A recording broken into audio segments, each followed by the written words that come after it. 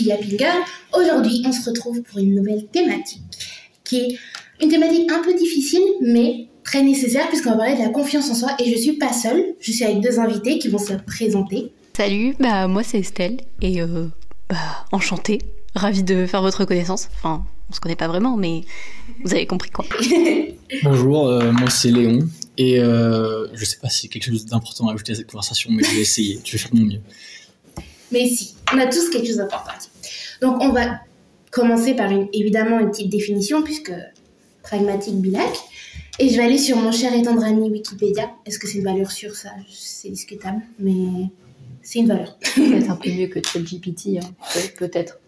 On ne sait pas, on verra. Alors, donc du coup, le concept de confiance en soi est communément utilisé comme confiance en soi dans le jugement personnel, la capacité, le pouvoir. On augmente la confiance en soi à partir des expériences qui permettent de maîtriser des activités particulières. Ça me paraît bien, ta définition. C'est assez clair, je pense. Ouais.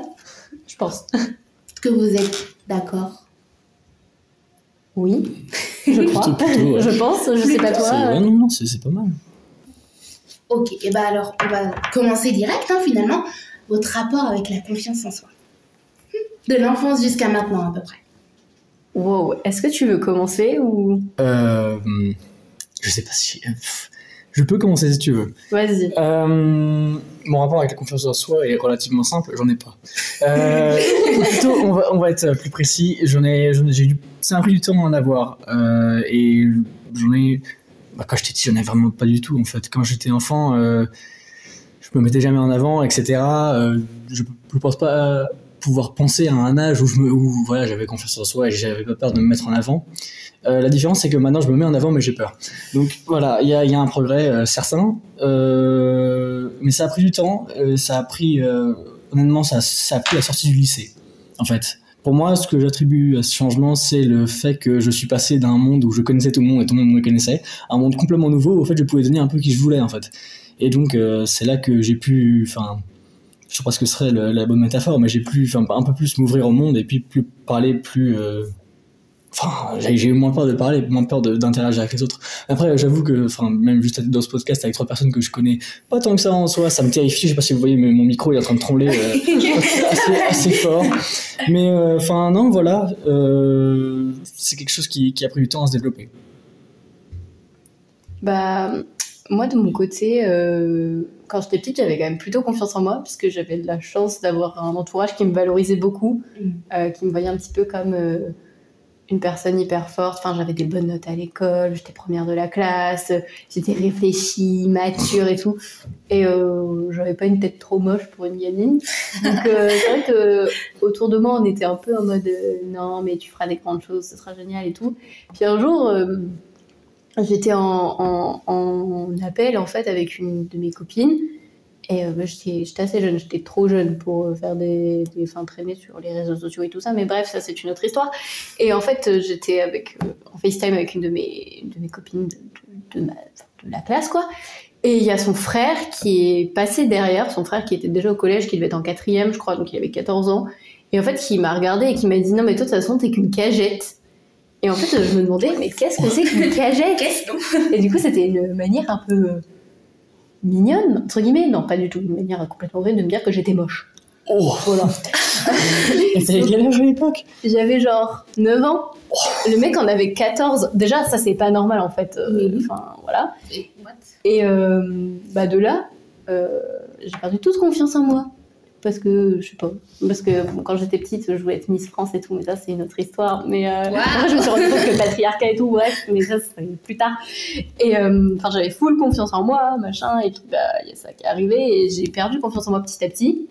Et puis après, il y a eu le collège, donc forcément le collège, l'adolescence, je faisais pas partie des filles populaires et des gens populaires en règle générale. J'étais vraiment dans mon coin, on me percevait comme la petite intello faillotte. J'étais la chouchou des profs et tout, vraiment... j'étais pas mise en valeur par mes camarades ou coquesses, donc vraiment c'était un peu compliqué. Et après, arrivé au lycée, j'ai retrouvé certaines têtes que je connaissais, mais j'en ai vu des nouvelles, et j'ai commencé à me faire ma place petit à petit. Première année de lycée, la seconde c'était très compliqué. En première, ça a changé. c'était mieux. C'était pas encore ça, mais c'était mieux. Puis je suis partie aux États-Unis en voyage scolaire et en fait, ça a complètement changé ma vision de moi, etc. et de ce que j'avais envie de faire. Et donc de là, j'ai commencé à prendre un peu plus confiance en moi. Et en terminale, c'était beaucoup mieux. Et puis après, je suis arrivée à la fac. Et là, bah, comme Léon, je pouvais être quelqu'un d'autre. Enfin, personne me connaissait. Il y avait 2-3 têtes que je recroisais, mais c'était des gens que je connaissais vite fait du lycée. Enfin, voilà. Donc je pouvais vraiment me dévoiler sous un autre jour, etc. Et c'est vrai que ça a commencé à se construire là. Et puis après, bah, y a eu pas mal d'autres événements parce que à l'époque, bah, les garçons me regardaient pas forcément. Les garçons s'en foutaient parce que j'étais la meuf à lunettes. Enfin, vraiment, il n'y a rien de foufou. Et bah, voilà, la petite intello à lunettes qui a un balai coincé dans les fesses. Donc j'avais vraiment aucun intérêt. Et puis après, bah, forcément, je me suis émancipée, j'ai arrêté d'être timide et tout. Donc là, ils ont commencé un peu plus à s'intéresser à moi. Et ça a vachement joué dans la période, enfin, dans la confiance en moi. Mais ça a aussi... ça m'a beaucoup valorisée parce que j'étais là, ouais, on s'intéresse à moi, c'est trop bien, les choses ont changé et tout. Et en fait, ça a aussi joué dans la perte de confiance en moi, mais peut-être qu'on pourra y revenir plus tard, je pense, parce que là, j'ai déjà beaucoup parlé. Voilà. Moi, du coup, très compliqué. Déjà, quand j'étais petite, j'ai toujours été un peu forte, donc forcément, ça n'a pas aidé. Et dès la primaire, je pense... en plus d'être forte, j'étais hyper timide. Donc je parlais vraiment pas, j'étais vraiment... on me voyait pas. Et puis, je pense, dès la primaire, je me suis fait boulaille. C'est ça. Voilà, concrètement, ouais, ça a commencé en... Officiellement, il y avait déjà des petits moments où on se moquait de moi. Mais officiellement, c'était vraiment en CM2 quand j'ai déménagé. Où là, comment dire, c'était vraiment l'horreur. Et puis, au collège, 6e, 5e, c'était vraiment les pires années de ma vie. Après 4e, je suis venue en Normandie et donc j'ai rencontré une amie qui m'a vraiment permis de m'ouvrir un peu, mais sinon j'étais vraiment très fermée. Et puis, j'avais pas de très bon rapport avec mon père, parce que forcément, j'étais une enfant assez forte et donc du coup ça passait pas forcément. Pour vous dire, je me suis rappelé cette anecdote là, il m'avait offert une balance. Yikes. Ouais. Quel âge ça Ouais, c'est... Alors lui, je devais avoir 13-14 ans. Oh, c'est vraiment ce moment horrible. Ouais, en pleine puberté. Mais surtout, t'es en pleine puberté, ton corps change de ouf. Ton corps change de ouf, ton apparence, tu te sens pas forcément bien dans tes baskets. Et lui, il se remet avec une balance. Je vous jure ça. Vraiment, ça va pas. Ouais. Mais en plus, vous savez quoi, je pouvais même pas choisir ma balance. C'était cette balance que tu auras et point. mais ça va pas. Je suis pas sûre que vous écoutiez ce truc, mais ça va pas. Je pense pas. Il faut y avoir un psy, là ça va pas. Vraiment pas. Et donc voilà, j'étais je savais pas si je devais rire ou pleurer, je crois que je fais un peu les deux en vrai. Mais tu peux pleurer de rire. Donc voilà, trop cool, trop fun. Et puis après, pareil, donc le collège, tout ça va. En fait, je pense que j'ai jamais eu réellement confiance en moi. En tout cas, dans cette période d'enfance. Maintenant, ça va mieux parce que forcément, la fac, comme vous avez dit, on peut... Et encore, c'était encore compliqué parce que forcément, j'étais traumatisée des groupes. Donc pour moi, le groupe allait même à la fac, le groupe allait être dangereux pour moi. Du coup, j'avais du mal à... C'est vraiment, je pense que ça a été en 3e année de lettres où là, j'ai commencé à dire, ok, bon, groupe est safe, ça va, je ne risque pas. Ouais, non, l'enfance, c'était une catastrophe. Et puis, forcément, le harcèlement bien cool, mais ça, j'en parlerai dans un épisode parce qu'il faut vraiment en prendre 2 heures à part entière. Mais là, maintenant, ça va mieux. Il y a des hauts débats, mais c'est normal en fait. Voilà. La vie n'est pas linéaire. Ouais. Je pense que la confiance en soi, c'est vraiment un truc qui va... Parfois, ça va être super haut et t'as mode I'm the best person in the world.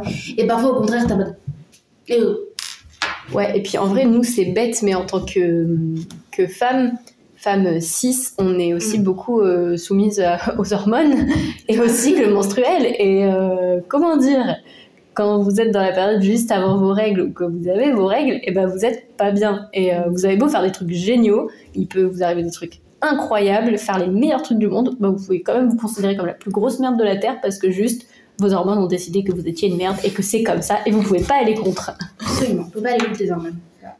Et on va pas se mentir, c'est un peu chiant. Vraiment, si on pouvait arrêter ce concept, ce serait pas mal.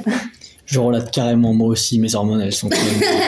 Juste avant mes règles, c'est vraiment... Ouais, j'imagine ça doit être trop dur.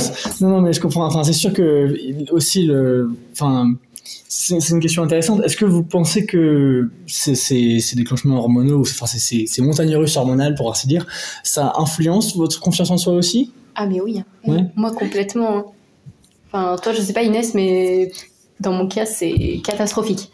En vrai, je me suis jamais posé la question. Un peu bref. Non, en vrai, moi, c'est plus ma santé mentale qui fait que Oui. parfois, juste en mode, oh, Oui, bien sûr. clairement. Ouais, parce que moi, je sais que le moment de mon cycle influence pas mal sur comment je vais me sentir dans ma tête. Ouais. Et par exemple, quand là, on était en période de révision juste avant le contrôle de grammaire, le dernier contrôle genre super important, juste pour vous remettre un peu dans le contexte, j'étais vraiment pas loin d'avoir mes règles. Et j'arrivais pas à réviser, j'étais vraiment pas bien, j'étais super fatiguée. En plus de ça, j'ai de l'endométriose, du coup j'ai très mal au ventre. Ouais. J'ai très mal au ventre tout le temps, globalement. Et en fait, j'étais juste au bout de ma vie et j'étais allongée sur le tapis de mon salon en train de pleurer parce que j'arrivais pas genre à réviser. Bon, au final, j'ai eu 14,5. C'est bon, faut arrêter de chialer pour rien. mais c'est pour dire, en fait, si c'était pas tombé à ce moment-là, je pense que j'aurais pas été dans un état pareil à pleurer sur le tapis de mon salon parce que j'étais persuadée de rien connaître alors qu'en fait, je connaissais. Quand je suis arrivée devant la copie, j'ai fait facile et voilà, la première journée, j'ai eu quand même une bonne note. Donc, je pense que ouais, ça influe quand même beaucoup. Beaucoup. Tu m'as appris quelque chose. Moi, je savais pas pour les après, tu sais, on est toutes différentes. Il y en a qui vont plus ou moins subir leur SPM, etc. T'as des femmes qui ont des troubles dysphoriques prémenstruels, et là, c'est vraiment pas drôle, pour le coup. T'as envie littéralement de S-word, on va pas dire le mot, parce que trigger warning, et vous avez compris. Est-ce que vous voulez rajouter quelque chose sur cette partie-là? En fait, ça m'a fait réfléchir, mais quand vous avez parlé un peu, moi je réfléchissais à comment est-ce que ma confiance en soi, j'ai voulu la montrer au traduisant. Et pour moi, ça a toujours été très important d'être drôle. Quand j'étais petit, surtout, c'était, je voulais être très drôle en fait. Je voulais faire rire que ce soit les adultes, que ce soit les amis, etc. Et en fait, je sais pas exactement quand ça s'est passé, mais au bout d'un moment, comme beaucoup d'enfants, j'imagine, je me suis rendu compte que les gens pouvaient parler de moi quand j'étais pas là, en fait. Et donc, les gens me percevaient aussi quand moi je les percevais pas. Et d'un coup, ça a fait, peut-être en fait, ces gens ne disent pas du bien sur moi, en fait. Ce qui a fait que je me suis renfermé. Et je pense que c'est là, surtout, enfin, où le vrai creux de la vague a été, où j'ai complètement arrêté d'essayer, en fait, de me mettre en avant, au risque qu'en fait, les gens me disent du mal de moi dans mon dos. Et je pense que c'est un peu comme ça que ça s'est, je pense que ce serait ça la cause principale de pourquoi ça me pris autant de temps à avoir de la confiance en moi. Ouais, je suis d'accord. Quand tu prends conscience du fait que les gens peuvent te percevoir même quand t'es pas là et que toi tu les perçois pas non plus et qu'ils parlent sur toi, c'est le quand dira-t-on en fait. Le quand dira-t-on, mais et si je fais ça, comment ça va être interprété tout. Et exactement. En plus, quand t'as de l'anxiété, je sais pas si c'est ton cas, mais ça prend des proportions vraiment terribles, alors que des fois les gens s'en foutent juste, vraiment. Les gens sont en mode ok, t'es dans ton délire, tant mieux pour toi, tu vois. Mais bon, c'est vrai que les gens peuvent être méchants. Mais ça, malheureusement, c'est partout. Et surtout à l'adolescence. Ça, c'est pour ça, c'est marrant, c'est ça le point commun entre nous trois, c'est qu'on a perdu la confiance au niveau du collège-lycée et on en a regagné au niveau de l'université. C'est... Donc comme quoi, quand... Je pense que c'est un peu le cycle normal, tu vois. Je pense que c'est juste comme ça que ça fonctionne et malheureusement, il faut l'accepter. Mais c'est vrai que ça peut... c'est dur. C'est dur parce que quand t'es jeune, t'as pas le recul nécessaire de se dire ok, c'est normal ce qui m'arrive, alors que les adultes te disent non mais t'inquiète, on est tous passés par là et c'est normal, tu verras quand tu seras plus grande. Et là maintenant moi je me rends compte Parce que bon, je suis un peu oldie, genre 23 ans, tout ça. Non, en vrai, je suis pas vieille, mais 23 ans. je suis pas vieille, mais c'est-à-dire que je suis arrivée à un moment de ma vie où j'approche dangereusement des 25, genre le quart de siècle, et du coup, je me dis, mais en fait, ils avaient raison. Mais je comprends que, ouais, genre à l'époque, on n'avait pas le recul nécessaire, mais c'est aussi normal, c'est-à-dire qu'on était à des places d'enfants, et il faut savoir rester à sa place. C'est important aussi pour la santé mentale et la construction de soi, hein. C'est nécessaire. Voilà, là, désolé, c'est la meuf qui a fait 2 ans de psycho qui parle, pardon, j'arrête. Keep going, we are here for that. Moi, le courage. On est là pour yapper, de toute façon. Oui, c'est le titre du podcast, hein, finalement. On est tous les 3 des yapping girls. Voilà. Absolument. J'adore ça. J'en ai jamais douté. Hein, moi, je suis une diva. Totalement. Du coup, est-ce que vous voulez passer au 3e point, qui est la distinction entre confiance en soi et estime de soi? Ouais. Allons-y. Est-ce que vous voulez commencer selon vous? La différence, pour moi, elle se trouve dans... Waouh! En fait, je sais pas, j'avais une idée, mais elle est repartie aussi qu'elle est arrivée. Une idée, peut-être? Moi, je pense que... si, je peux te laisser réfléchir. Moi, je pense que la confiance en soi et l'estime de soi, ça a un rapport influent. Moi, je pense que tu peux avoir de la confiance en soi sans avoir une estime de toi. Mm-hmm. Tu peux fake it till you make it, en gros. Par contre, tu peux pas avoir d'estime de toi sans avoir confiance en toi. Tu peux pas te voir comme quelqu'un de bien ou avoir confiance en toi sans avoir confiance en toi, on pourrait dire. Mais c'est pour ça, je pense qu'il y en a un que tu peux faire sans l'autre et l'autre est impossible sans l'autre. Ouais, je suis assez d'accord. Je pense que c'était ça que je voulais dire, mais je n'ai pas réussi à le dire. Ouais. Mais oui, tu peux te considérer ou pas, en fait. Ouais, c'est ça. Puis ça dépendra aussi des choix que tu fais, de ce qui t'arrive. Et c'est vraiment des choses qui sont quand même assez interdépendantes. Ouais. Et puis aussi peut-être qu'il y a un rapport entre l'externe et l'interne, où l'estime de soi c'est quelque chose qui est quand même relativement interne, c'est toi quand tu te regardes dans le miroir, etc. Alors que la confiance en soi c'est généralement quelque chose qui va te pousser à faire des choses. La confiance en toi va te pousser à prendre des risques, etc. Alors que l'estime en toi c'est plutôt quelque chose... Ça se voit aussi, c'est pas externe, c'est pas seulement interne, mais c'est aussi c'est plus personnel, ou c'est quelque chose c'est un travail que tu dois faire avec toi-même. Mais je pense que dans tous les cas, ça peut aussi être influencé par des facteurs externes, c'est-à-dire forcément si toute la journée on te répète que t'es moche, en fait tu vas le prendre comme une affirmation et tu vas te trouver moche, alors que t'es pas plus moche que quelqu'un d'autre, en fait. On est tous beaux d'une manière ou d'une autre. Bon, il y a des gens qui, pour le coup, sont moches de l'intérieur, et donc ça se voit un peu à l'extérieur, mais ça, c'est un autre débat. Mais tout le monde est beau. Tout le monde est beau, voilà. C'est une belle conclusion. Tout le monde est beau, voilà. Non, en vrai, je suis d'accord avec vous. Faut que j'arrête, parce que je dis tout le temps, je suis totalement d'accord avec vous. Et ma mère, elle me dit, trouve une alternative, je suis d'accord avec vous. Tu peux le dire en anglais, ça marche. I agree with you guys. Voilà, c'est bon. Non, en vrai, franchement, je suis d'accord. Et c'est difficile quand on n'a pas les deux en même temps. Je sais que ça a été vraiment hyper difficile pour moi parce que j'avais pas les deux en même temps. Mm-hmm. J'avais vraiment confiance en moi nulle. Et mon estime de soi était vraiment nulle parce que, justement, je pense que c'est aussi un rapport avec l'anxiété. Mais j'ai toujours l'impression que ce que je fais, c'est pas assez bien. Ouais. Et du coup, je suis tout le temps en mode non, mais ça c'est pas bien. Et même quand c'est quelque chose au final qui est positif, je vois le négatif, je suis en mode mais non, mais ça c'est pas bien. Ouais, tu vois plutôt le verre à moitié vide qu'à moitié plein. Ouais, très très vite. Donc en fait, ce qu'on est en train de dire, c'est que la confiance en soi, c'est un point d'entrée sur avoir une meilleure estime de soi. Quoi. Oui, je pense. Je pense que forcément, plus tu fais des choses et plus t'en réussis, plus tu te dis waouh. Ouais, exactement. Je suis quelqu'un quand même. Genre, c'est pas n'importe quoi. Attention. Ouais. Attention. Non. Je pense que justement les deux se complètent assez bien et c'est difficile de développer l'un des deux quand l'autre est vraiment au point mort, quoi. Oui, si tu te considères comme la plus grosse merde de la Terre, c'est sûr que tu n'auras pas envie de t'engager dans des projets. C'est ça. C'est normal, tu vois. Quand t'as rien qui te booste, c'est comme si t'étais une voiture et que t'avais pas de carburant. Bon, sauf si t'es une voiture électrique, du coup. C'est comme c'est comme si on te mettait le mauvais carburant, finalement. Si t'as un diesel et qu'on te met de l'essence, c'est compliqué. Ça va pas très bien marcher. C'est ça, il y a vraiment ce truc. Moi, j'ai ce problème, c'est de tout le temps questionner ma place. Est-ce que je suis vraiment bien là?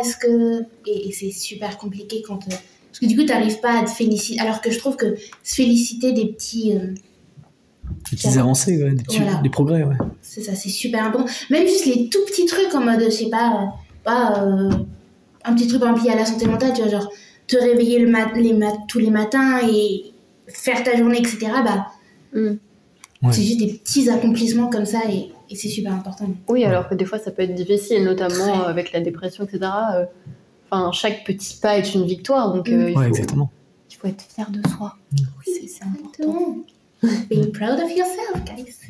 Ouais, et puis ça se voit aussi dans les projets qu'on aime faire, etc. Enfin, moi je parle de mon expérience, c'est dans le dessin, parce que je dessine depuis que je suis petit.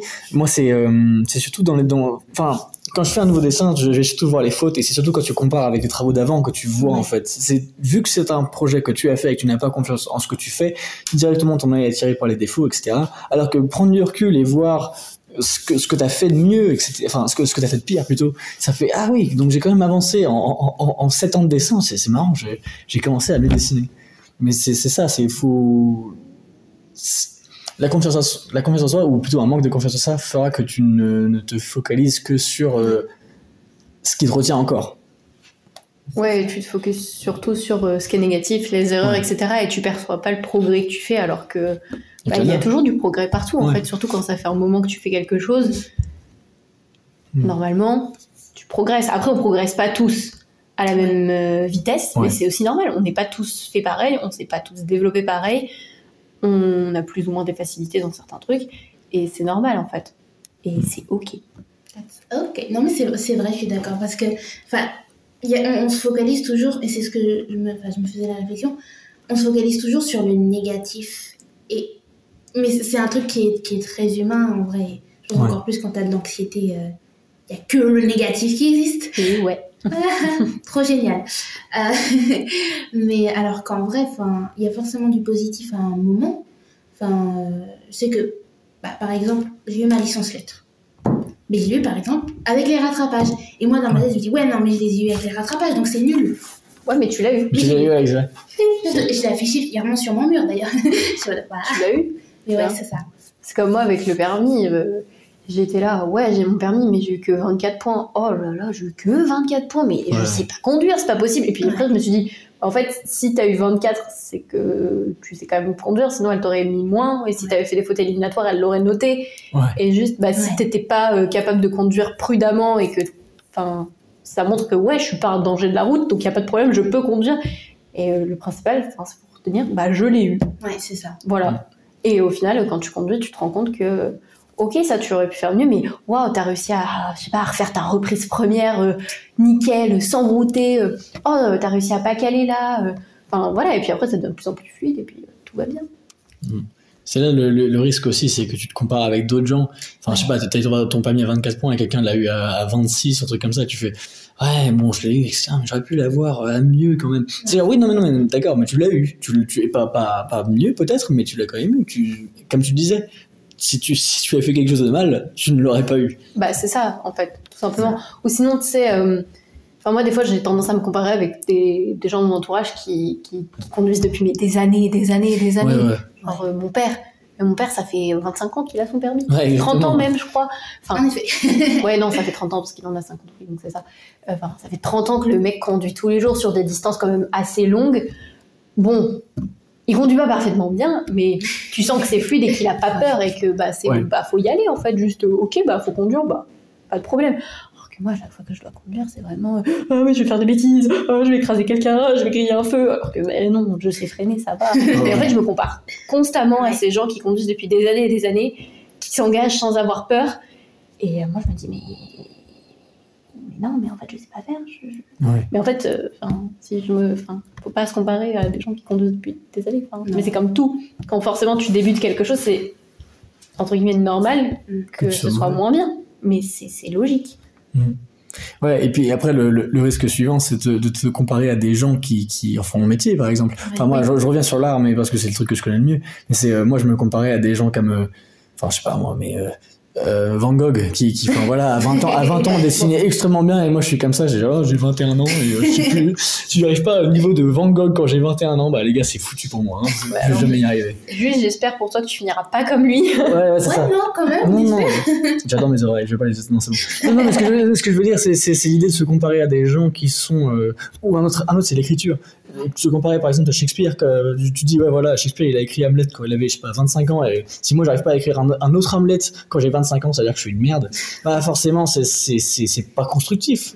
Ah ouais. Et déjà la comparaison c'est un peu tu te limites tu limites ta vision de ta chose à quelqu'un d'autre. Je limite ma vision par exemple de l'écriture ou du dessin à Van Gogh ou à Shakespeare. En fait mais je peux être plus ou je peux être moins ou je peux être juste tout simplement différent. Bah c'est ça, tu peux être toi et sans être quelqu'un d'autre. Absolument. Ouais, voilà. Bah, je sais que ça me le fait justement avec ce podcast. Parce que, on va pas se mentir, il y a énormément de podcasts. Ouais. Et c'est difficile d'être là en mode, ok, comment je vais faire pour me distinguer, mais en même temps être good. Et ouais, ça a été un peu compliqué au début. Et vu avec mon anxiété, j'ai tendance à être un peu perfectionniste. Et du coup, par exemple, au moment du montage, je suis là, je me dis, ah non, ça va pas, mais ça va pas. Et après, je suis en mode, pardon, excuse-moi pour le son, etc. Alors qu'en vrai, les gens ne l'entendent pas forcément. Et du coup, après, je suis en mode, ah, en fait, je me suis fait un sang d'encre pour rien, quoi. Ça va. Ah ouais, non, mais c'est ça, mais après, c'est les débuts, c'est normal. Enfin, Ouais.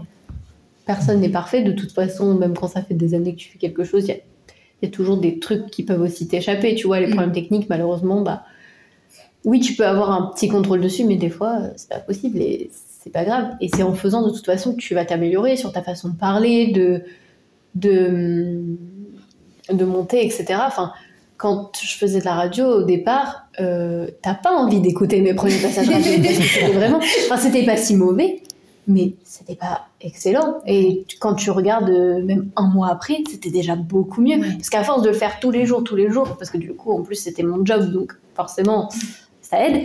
Mais à force de le faire tout le temps, tu progresses et c'est normal, tu vois. C'est ça. Ouais. Et puis aussi, l'autre truc, c'est que c'est un monde dans lequel tu es, et les gens qui vont consommer ce podcast ne sont pas forcément dans son monde. Donc tu es en train de monter et tu vois, genre voilà, là, il y a un pic dans le son, là, il y a un truc comme ça. Pour quelqu'un qui ne connaît pas ce monde-là, c'est un peu genre, le son est un peu fort là, mais il n'y a pas vraiment de, ça c'est nul, etc. Peut-être qu'il y a des professionnels qui sont genre, ouais, là, le mixage pourrait être nul, etc. Mais en soi, est-ce que c'est si important que ça? En vrai.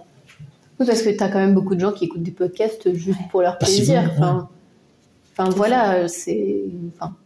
comme tu écouterais la radio, comme tu regardes la télé, et pourtant, tu vois, on aime bien regarder la télé, on aime bien regarder des séries. C'est vrai.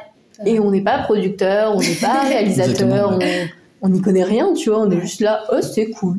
C'est cool, that's nice. Ouais, non, j'ai pas reçu de commentaires à propos du son. Ouais. Voilà, tout va bien. Tout va bien. I think it's good. Et qu'est-ce que vous voulez continuer ou vous voulez passer à l'autre point? Je pense qu'on peut... Moi, on peut aller vers l'autre point. Ok, et ben alors du coup, c'est l'audace et la confiance... Audace et confiance en soi. Alors, donc, est-ce que selon vous, on a besoin de confiance en soi pour avoir de l'audace? Comment avoir de l'audace, l'utiliser? Et est-ce que la confiance en soi existe-t-elle sans audace? Alors moi, j'aurais tendance à répondre à la question « Qu'est-ce que l'audace ?» C'est ça, et me barrer du podcast. C'est vrai que c'est un peu quand même, c'est un peu large. Vous avez 4 heures maintenant. Ouais, non, j'ai l'impression de passer le bac de philo, que je n'ai pas passé, merci le Covid d'ailleurs, mais ça c'est une vraie histoire. Oh la chance. Oui, c'est vrai. Oui. Oh, non, moi je l'ai eu. Et... D'ailleurs, je l'ai eu à 15. C'est pas grave. Je suis meilleur. C'est pas grave. Bravo. J'ai révisé un sujet dans le bus et j'ai eu celui-là, j'étais trop content. C'est la chance. En plus, ma moyenne c'était 6,5 pendant toute l'année, mais bon, écoute. Mais toujours est-il, c'est vrai que l'audace, c'est. Pour moi, l'audace, c'est une phase de la confiance en soi. C'est cette prise de décision, en fait. Ouais, c'est ce qui te pousse à faire les choses. Exactement. Après, on est plus ou moins audacieux, tu vois. Ça dépend aussi de notre tempérament. Et puis, il y a des choses qui sont quand même plus réalisables que d'autres. Ouais. C'est-à-dire que, par exemple, t'as envie de partir en voyage solo. Sur le papier, tu peux le faire. Tu as les coronesses de le faire. Tu peux y aller. T'as envie d'y aller. Mais juste, des fois, t'es freiné par un truc bête. Ressources, genre, par exemple, là, pour le voyage, tu peux avoir très envie d'y aller et tout, avoir peur, machin, mais juste t'as pas la thune. Et du coup, tu peux pas partir, et c'est vrai que ça peut te freiner. Ou sinon, tu peux avoir les choses, mais nous, c'est bête, mais en tant que femme, on pourrait ne pas se sentir en sécurité de partir seule. Ouais.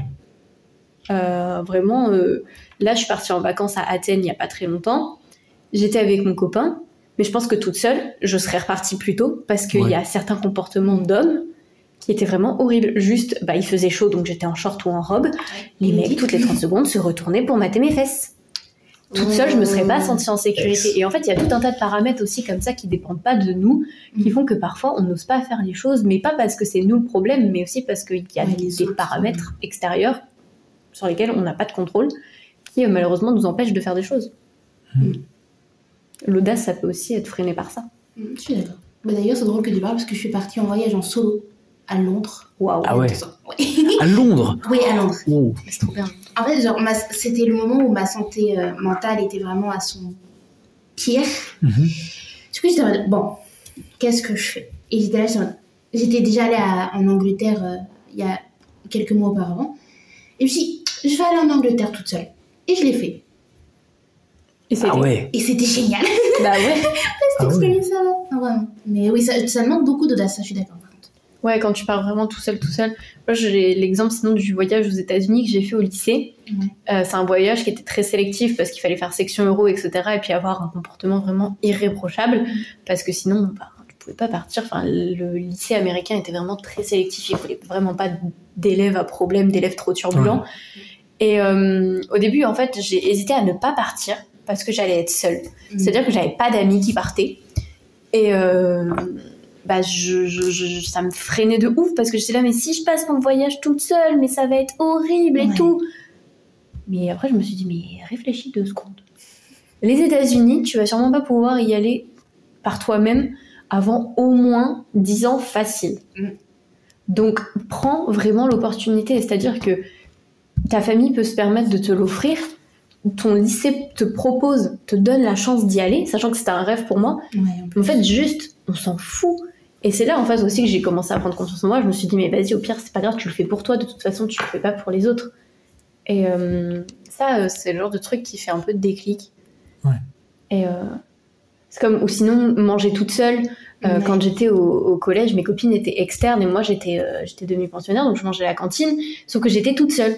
Et donc, il y avait plein de midis où, en fait, je mangeais pas parce que je trouvais pas de gens avec qui manger. Et j'avais peur de, le quand dira-t-on, oh, elle est encore toute seule, celle-là. Et puis surtout, au collège, c'était vraiment pas drôle pour moi. Et en fait... pour personne, je pense. Le harcèlement, tout ça, c'était vraiment pas drôle. We know. Et maintenant, le midi, je vais manger aux rues toute seule. Et je suis là, j'ai mon casque, j'ai mon téléphone, j'écoute pas de musique. Et puis, je mange mon plat de frites et je suis très contente. Juste parce que, en fait, je m'en fous de ce que les gens pensent. J'ai osé le faire, c'était la première fois que j'avais mangé toute seule. J'ai osé le faire, je me suis rendu compte que ça n'avait tué personne. Et du coup, let's go. Ouais, après, moi, je pense que mon anxiété est plus externe dans le sens que c'est plus les conditions du monde autour de moi. Par exemple, tu as parlé du fait que tu étais allé aux États-Unis. Moi aussi, j'ai de la famille là-bas, mais aller seul avec l'école, par exemple, ce qui me stresserait, ce serait pas le fait que j'ai personne avec moi. Ça serait genre, les États-Unis, c'est quand même très dangereux, surtout en ce moment. Je suis quelqu'un qui est anxieux, un peu internement, mais aussi, genre, par exemple, ça me stresserait énormément les statistiques de fusillades dans les écoles, des trucs comme ça, les statistiques le fait que, par exemple, si je me casse un bras, c'est facilement 3000 boules, un truc comme ça. Et encore, t'es gentil. Ça dépend où t'es, etc. Ça dépend comment t'es assuré. Donc, moi, ce qui freinerait mon audace, je pense, le plus, c'est juste la peur de l'étranger, dans un sens. L'exemple qui me vient en tête, c'est... je sais pas si vous connaissez le film Into the Wild. Oui. De nom, je l'ai pas vu. C'est pour faire simple, c'est l'histoire de quelqu'un qui s'appelle Christopher McCandless. C'est une histoire vraie. C'est un homme qui, en fait, c'est un peu un espèce de philosophe qui a développé une pensée personnelle qu'il fallait retourner dans la nature, et donc il a vécu dans un bus abandonné en Alaska pendant quelques mois ou voire un an. Et au final, il a fini par mourir là-bas, en fait. Il a fini par mourir seul dans le froid parce qu'il n'y avait personne pour l'aider, etc. C'est un film très triste. Tragique. Donc, en plus. Ouais. Et en fait, l'idée de vivre seul dans la nature m'a toujours un peu intéressé. J'ai vu ce film, j'ai toujours... En fait, ça t'a Non, fait changer d'avis. non, alors non, j'ai toujours envie. Maintenant, je suis terrifié de tous les risques qui peuvent se passer. Dans le film, en fait, ce qui se passe, c'est qu'au bout d'un moment, il veut rentrer chez lui, mais il peut pas parce qu'il y a la fonte des glaciers, donc les rivières sont très turbulentes, et il peut pas les traverser. Il y a des animaux sauvages, etc. Il se fait coincer, et donc il a une mort, on va être honnête, assez horrible. Et en fait, cette idée de tout ce que je ne peux pas contrôler peut être un danger, c'est ça qui, moi, me terrifie. Je pense le plus. Ouais, c'est vrai que l'anxiété peut pas mal freiner du coup le Ouais, reste. Ouais. Qu'est-ce qui va se passer alors que ça se trouve tout va bien se passer. Hein, et là, vraiment. l'audace, je pense, c'est ça, c'est le fait de se dire, en fait, s'il y a un risque, c'est pas forcément super grave, et genre, l'audace dans mon cas pour les États-Unis, ça aurait été de me dire, mais en fait, c'est quand même très rare ces fusillades, il y a très peu de chances, je suis pas vraiment un casse-cou, donc il y a très peu de chances que je me fasse mal, etc. En fait, c'est se rassurer soi-même. Et au bout d'un moment, il y a la dernière étape qui fait que tu y vas, ça c'est l'audace. C'est dire, allez, bon, c'est bon, on y va. Voilà, exactement. C'est bon, à un moment, oui, et puis la peur n'évite pas le danger. Hein, de toute façon, si tu dois te péter un truc, le truc c'est que si tu dois te casser le bras, tu peux, c'est bête, mais glisser dans une flaque d'eau ici, et puis tu tombes mal, et puis tu te pètes le bras. Bon, du coup, ça te coûtera pas le même prix, parce que on a de la chance en France quand même d'être plutôt bien couvert, mais de toute façon, s'il doit t'arriver quelque chose, peu importe où tu es, il peut t'arriver quelque chose, ouais. Peu importe, même chez toi, hein, tu peux tomber de ton lit, c'est bête. Hein, mais... Tu peux pas vivre entouré de polystyrène, quoi. Ouais, c'est sûr qu'au bout d'un moment, quelque chose de mal va arriver, et toute l'anxiété du monde n'aidera pas tant que ça, au final. Donc, ouais. Ouais. Mais je pense que justement, moi personnellement, l'audace, elle s'est vraiment un peu développée, un peu quand même, voilà. Mais vraiment à l'âge presque adulte, parce que je sais que quand j'étais enfant, mais jamais de la vie j'aurais fait quoi que ce soit d'audacieux. Pas vous, mais moi jamais. Juste parler à quelqu'un, ça me terrifiait. Écoute, j'ai une maladie, et quand ma mère était avec moi, c'était elle qui disait où j'avais mal en fait, parce que j'osais pas le dire. Du coup, je me cachais. Maman, tu peux dire que j'ai mal là. Et du coup, c'était ma mère qui était obligée de le dire. Et maintenant, bon, ça va, mais quand j'étais enfant, l'audace, pas du tout. Après, je pense que quand t'es enfant, c'est aussi compliqué parce que on minimise aussi beaucoup, pas l'existence des enfants, mais la légitimité des enfants à exprimer leurs opinions. Ouais. Ouais, écoute-moi, fais ci, fais ça, etc. Et donc, quand tu arrives, je pense qu'à un certain degré, notre anxiété sociale, elle est créée par ça. C'est qu'au bout d'un moment, je sais pas dire bonjour parce que, ma mère disait, je sais pas faire un rendez-vous chez le dentiste parce que ma mère le faisait toujours pour moi quand j'étais pas là, et donc j'ai jamais appris à vraiment faire ce réflexe-là, tu vois. Bon, après, au bout d'un moment, faut se les prendre à deux mains pour faire gras, mais au bout d'un moment, on n'a plus le choix. L'audace, c'est quelque chose qui va être obligé chez quelqu'un. Oui, et puis ça peut être sur des tout petits trucs, comme tu dis, prendre un rendez-vous chez le dentiste, ou des trucs plus gros, comme partir en voyage en solo, se lancer dans un projet, des choses comme ça. Absolument. Et de toute façon, le temps que tu sais pas, tu sauras pas. Et au final, bizarrement, quand on essaie, on se rend compte que c'est pas si horrible que ça. Hein. Franchement, ça passe. Hein. Ouais. On y prendrait vite goût et on recommencerait bien. Au contraire, c'est trop cool parfois. Ouais, c'est ça, c'est une boucle vertueuse où tu le fais une fois, ça marche bien, et tu fais, mais en fait, mince, mais je peux y arriver, et donc tu le refais, tu t'en sors bien. Par contre, le vrai risque, c'est tu y arrives et tu rates, et là ta confiance en toi va prendre un coup, et donc ton audace va réduire aussi. Mais c'est vrai que je pense que c'est une boucle vertueuse ou vicieuse, où tes échecs risquent d'entraîner d'autres échecs, et tes réussites ont des chances justement d'entraîner d'autres réussites. Exactement. Je suis d'accord. J'ai rien à ajouter. Tout ou rien. Concrètement, c'est tout ou rien.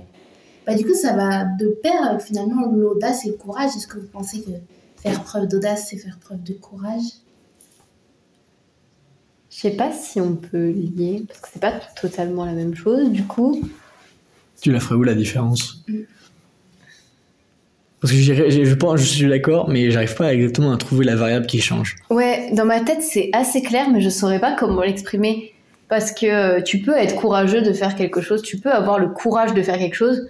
Par exemple, j'ai le courage de partir en voyage seule, mais est-ce que j'ai l'audace de réaliser le projet, de concrétiser la chose? Donc il y a une part d'action, en fait. Ça peut être ça, en fait. Ouais, je pense que l'audace se résume dans l'action, et le courage, c'est la volonté et la possibilité de le faire et de te sentir capable ou non de faire cette chose. C'est le pas en avant. Mais voilà, le courage mène à l'audace, mais l'audace, c'est faire le dernier pas qu'il faut pour faire l'action. Quoi. Ouais. Ouais. Donc, en conclusion, si t'as pas de courage, tu peux pas avoir l'audace.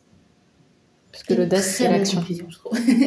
Voilà. Et vous, du coup, Trop fort. c'est quoi le moment où les deux se sont mis ensemble? Vous avez eu le courage de faire quelque chose? Ok, je sais. Le travail que j'ai actuellement, enfin le travail d'été plutôt, je travaille à un carrefour en Bretagne. Et j'adore cette expérience, j'adore les gens avec qui je travaille, c'est une petite communauté qui est vachement sympa, etc. Mon expérience d'emploi précédente, c'était dans un Leclerc, moi j'étais caissier et j'étais nul à mon travail, hein, pas se mentir. Donc aussi parce que j'étais anxieux, donc c'était un Leclerc de grande surface, donc t'arrivais à la fin de la journée, il y avait 50 personnes dans la file qui attendaient, etc. Et donc ça montait vite, tu commençais à bafouiller, tu commençais à mélanger l'argent, etc. Enfin bref. Toujours est-il, après cette expérience-là, j'ai fait plus jamais je touche de l'argent en tant que caissier ni rien. Finalement, à cette offre d'emploi, donc dans un contexte bien meilleur, c'est offerte et je voulais vraiment pas. Et au bout d'un moment, j'ai fait allez, juste je repasse un coup de fil, on va voir. Je travaille, ça fait 2 étés de suite que je travaille là-bas et puis c'est des gens excellents, c'est vraiment une expérience super. Mais c'était du courage et de l'audace dans le sens que je me suis dit allez, ça peut pas être pire que l'expérience précédente, et l'audace ça a été de juste prendre leur numéro de téléphone, mais ça a pris des semaines, ça m'a pris des semaines pour les appeler, mais ça a payé. Finalement, bravo. Merci merci bien. Moi je pense que c'est pour la reprise de la conduite. Ouais. C'est-à-dire que moi j'avais commencé à conduire quand j'étais au lycée, j'avais passé mon code machin, et je l'avais raté. Et du coup, quand c'est arrivé, je ne voulais plus conduire et je ne voulais plus repasser mon code parce que je n'avais pas très bien supporté cet échec-là. Et puis en plus, c'est arrivé à un moment de ma vie où c'était vraiment pas drôle. Enfin, mon grand-père était hospitalisé, etc. Enfin, c'était horrible. C'était vraiment pas le moment pour essuyer un échec. Ouais. Et en fait, j'ai arrêté. J'ai passé après, il y a eu le Covid et tout, donc forcément, ça a traîné. Et il y a 2 ans, j'ai rencontré un mec. Et en fait, il était un peu plus âgé que moi, il avait 4 ans de plus. Ouais, 4 ans de plus. Et lui, il était posé dans sa vie, il avait son taf, son machin, son truc. Et en fait, il m'avait dit « Ah, t'as pas le MIPER ?» Et j'étais en mode « Bah non, parce qu'en fait, juste, j'ai peur de conduire et tout. » Et j'avoue, en vrai, merci quand même de m'avoir fait avoir ce déclic, parce que bon, t'as pas fait que des choses horribles, finalement. Et en fait, juste pour lui plaire, entre guillemets, pour marquer des points auprès de lui, j'ai eu le courage de vaincre ma peur et du coup j'ai eu l'audace d'appeler l'auto-école. J'avais repassé mon code, alors j'avais le code, il fallait juste que je reprenne la conduite. Oui. J'ai eu l'audace du coup de reprendre la conduite, de retoucher des pédales, de retoucher un volant alors que ça me faisait peur. En 4 mois, j'ai eu mon permis alors que ça faisait 4 ans que ça traînait. Ouais. Non, mais c'est marrant parce que je suis dans le même cas. Je pense que le permis, pour beaucoup de gens, c'est un peu une frayeur. Moi, ce qui s'est passé, c'est qu'il y a eu le Covid. Donc, j'ai commencé mon code. J'ai eu mon code. Il y a eu le Covid. Donc, pendant 2 ans, j'ai pas touché un volant. Et puis, j'avais. Donc, on était au lycée, donc tout le monde le passait autour de moi. Et j'ai un ami à qui je parlais. Et puis, il m'avait dit, il le passait, il le ratait, il l'a fait au moins 6 fois. Et qu'il l'a raté 6 fois. Aïe, aïe, aïe. Et à la fin, il l'a eu. Et donc, j'étais un lycéen, donc j'étais une personne terrible. Et donc, je suis allé le voir et j'ai fait, alors, tu l'as enfin? Il a fait, ouais, je l'ai eu. Et il n'y a pas eu de, c'est bon, ouais, je l'ai enfin eu. C'est juste, ouais, je l'ai eu. Et ça m'a fait, ah oui. Enfin, il y a eu un déclic interne où j'ai fait, putain, en fait, essayer, c'est cool quand même. Enfin, il a essayé, et il l'a eu. Trop bien. Et donc, je l'ai eu. Bravo. Pour aller pas crête, mais je l'ai eu. C'est tout ce qui compte. Mais c'est ce qui compte, c'est que tu l'as eu. Mais tu vois aussi, il faut essayer. Enfin, moi, je suis passée par 3 auto-écoles au total. Et en fait, c'est juste parce qu'avec les moniteurs, ça le faisait pas. Enfin, après, la deuxième fois, j'avais des moniteurs cool. Mais en fait, l'auto-école est fermée parce que le genre est parti à la retraite. Et en fait, notre moniteur n'a pas voulu reprendre. Bref, il voulait plus être moniteur parce que ça le saoulait. On comprend.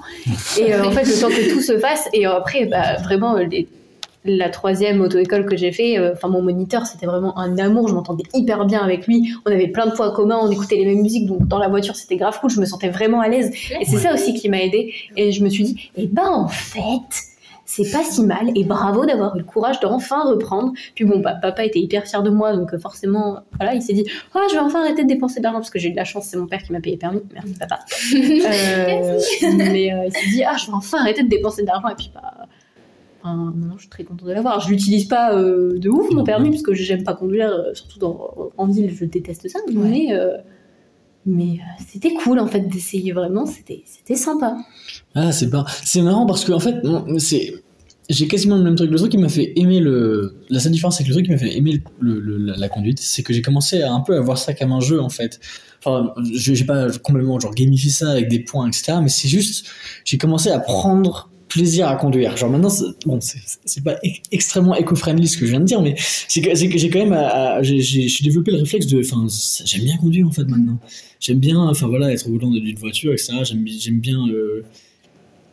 Je sais pas, c'est pas quelque chose que je serais décrire, mais en fait c'est genre j'ai un peu réussi à me forcer à aimer ça, et genre j'ai commencé voilà, ça m'a fait passer mon permis. Les deux choses qui m'ont fait passer mon permis, c'est la ténacité de quelqu'un d'autre. Et une remise en question de ma perception de la chose, je pense. Ouais, ça t'a permis de voir les choses différemment aussi, le fait que lui ait persévéré et que du coup il l'ait eu et montré que ça portait ses fruits. Et c'est marrant, c'est la même chose pour toi, c'est quelqu'un d'autre qui t'a convaincu. Et puis alors toi c'était plus pour lui prouver, mais moi c'était, enfin, c'est plutôt l'inverse, c'est lui qui m'a prouvé en fait que je pouvais y arriver. C'est genre il a dit après, bon, ce mec était blindé, donc il l'a passé 6 fois sans problème. Mais... parce que non, d'ailleurs, cette question-là, il a raté 6 fois, il a eu la 7ème. Ça c'est la ténacité. Mais enfin, c'était un peu ça, c'est genre sa ténacité, son courage m'a fait que en fait, j'avais envie aussi. Je me suis dit, en fait, vas-y, moi je vais pas le rater 7 fois. Je vais au moins le rater 3 fois, mais je vais l'avoir. Et au final, tu l'as eu du premier coup. Bravo. Est-ce que tout le monde l'a ici? Moi je l'ai. Tu l'as là? Premier coup? Quoi? Premier coup? Premier coup. Bah voilà, tu vois, comme quoi, Inès, tu vas y arriver. Mais oui, c'est obligé. Moi j'y crois, dur qu'à me faire. En vrai, j'aimerais, mais il y a la partie de mon cerveau qui est en mode ouais, non, mais si je fais ça, et si je tue quelqu'un, et si je fais ça, l'audace, on en parle. On en parle depuis quoi, une demi-heure? Allez. Peut-être un jour, je vous tiendrai au courant. Voilà. On fera un podcast sur la réussite du permis de Inès. En vrai. Hâte. Ah voilà, c'est ça. Très, très hâte. On revient ici dans 6 mois. T'es généreux 6 mois. Bon, allez, moi j'y crois. Mais on croit en toi. Nous on croit en toi. J'ai un autre exemple par rapport à l'audace et le courage. C'est quand je me suis réorientée. En vrai, c'est tout bête, mais pendant toute ma scolarité, en fait, jusqu'à ce que j'arrive à la fac, j'étais très sûre de moi, je savais ce que je voulais faire, je partais en tête avec un truc et j'étais sur mon truc et j'avais des bonnes notes et enfin vraiment il y avait très peu d'échecs. Enfin, ça m'arrivait de me taper 1 ou 2 mauvaises notes, mais c'était quand même assez rare. Et puis arrivée à la fac, je suis rentrée en fac de psycho parce que je voulais être psychologue. Et première année, c'était encore avec le Covid, donc c'était compliqué. Et ensuite, je suis rentrée en L2. Et en fait, je me suis rendu compte que ça me plaisait pas. Ça me plaisait pas, mais en fait, c'était très dur à accepter parce que c'était ce que je voulais faire depuis plusieurs années. Et pour moi, c'était pas possible en fait, genre que ça se passe mal. J'étais dans le déni du fait que ça puisse ne pas me plaire. Et à un moment, juste, j'ai eu un déclic et j'ai eu le courage de me dire, ok, peut-être papa il va être déçu parce que mon père, pour lui, c'était affreux, je me demande que je redouble entre guillemets, alors que je redoublais pas vraiment, juste je partais vers d'autres horizons pour être mieux. Ok, papa il va pas bien vivre le fait que je redouble entre guillemets, mais moi en fait c'est ce dont j'ai besoin pour me sentir mieux. Et j'ai pensé à moi, je n'ai pas été égoïste parce qu'en fait c'est pas être égoïste là du tout, juste j'avais besoin d'être mieux. Enfin, il y a eu des conséquences très graves au fait d'avoir été en psycho et que ça me plaise plus, enfin burn-out, dépression, horrible vraiment. J'en paie encore les pots cassés aujourd'hui alors que ça fait 3 ans que je suis partie. Et juste je me suis dit casse-toi pour que ça aille mieux. Et je l'ai fait. Et le poids que ça a enlevé, je me suis dit, comme quoi, avoir les ovaires de le faire, c'était pas si mal. C'était vraiment pas si mal. Et en fait, le temps qu'on fait pas, on peut pas savoir. Et je pense que c'est important d'essayer pour juste savoir ce qui se passe derrière, finalement. Et ce choix parce que tu voulais faire de la psycho de base, c'est un choix que tu faisais de base ou c'est quelque chose, un choix sur lequel tu as été mis, en fait? Non. C'est un choix que j'ai fait de base. En fait, moi, pendant très longtemps, de la 6e à la seconde, je voulais être prof d'anglais. Ce qui est un peu drôle, puisque maintenant, je suis en licence d'anglais et que je veux passer de CAPES l'année prochaine, donc c'est un peu drôle. Mais je voulais être prof d'anglais et tout, et mon père était ravi que sa fille soit prof. Et en fait, arrivée en seconde, j'étais suivie par une psy machin, et en fait, elle m'a donné envie de faire ça. Ouais. La façon dont elle menait la thérapie et tout, un peu imitation finalement. Et j'ai eu envie de faire pareil. Et quand sont arrivés les vœux Parcoursup, j'ai demandé psycho, j'ai été prise en psycho, j'avais quand même demandé anglais et tout en backup parce que on sait jamais si je suis pas prise. Bon, j'avais 16 de moyenne, à un moment c'était sûr que j'allais être prise. À un moment, faut arrêter les bêtises. Mais on sait jamais. Et donc je suis allée en psycho parce que c'était vraiment ce que je désirais le plus au monde. Et en fait, arrivée là-bas, je me suis rendu compte qu'il y avait plein de trucs qui me manquaient et l'anglais ça me manquait, ce truc de transmettre, de partager. Oui, ok, tu transmets des choses, oui, tu partages quand t'es psy, mais c'est pas pareil en fait. C'est pas... Et j'avais vraiment besoin de retrouver ça. Et quand je suis arrivée en licence d'anglais, du coup, il y a ça va faire 3 ans, parce que ça va être ma 3e année. Et en fait... c'est faux, ça va être ma 4e année, je pense. Parce que du coup, il y a eu un petit micmac qui fait que j'ai dû faire en 2 fois, mais bref, on s'en fout, c'est pas du tout le sujet. Mais en fait, je me suis vraiment retrouvée et j'ai repris confiance en moi aussi parce que mes notes en psycho, elles suivaient pas du tout. C'est-à-dire que je bossais comme une tarée, j'avais genre 10 grand max. Ouais. Que là, je bosse quand même, parce qu'il faut quand même faire un minimum d'effort, mais voilà, quand je sens que je peux plus parce que mentalement ça le fait pas, ou parce que je sais pas, j'ai mal au ventre parce que je suis en crise d'endométriose et que je peux vraiment pas, je suis en mode c'est pas grave. Et en fait, on reprend l'exemple de la grammaire tout à l'heure, j'ai pas tant bossé que ça parce que j'étais occupée à chialer, à avoir mal au bide. Et au final, j'ai eu 14,5. Ouais. Et c'est là que je me rends compte qu'en fait, j'étais sûrement juste pas à ma place. Ouais. Voilà. Mais en fait, c'est drôle que t'en parles parce que j'ai eu aussi quelque chose de similaire. En fait, j'ai fait 3 ans lettres et j'ai toujours voulu être journaliste. Mais vraiment depuis la 4e, je crois. C'est vraiment mon objectif. Ouais. Et sauf que les écoles de journalisme, c'est hyper compliqué. Et oui. Donc, vient ce moment fatidique où j'essaye et... Ouais, tu passes les concours et puis It's a fail. Et j'avais pas demandé d'autres masters parce que pour moi, le principe du master, c'était vraiment quelque chose que j'aimais du plus profond de mon âme. Et en master lettres, t'as pas grand choix. T'as 2. Ouais, et puis il y a un monde où tu finis prof de français, quoi. Voilà. Ce que j'ai vraiment envie, non.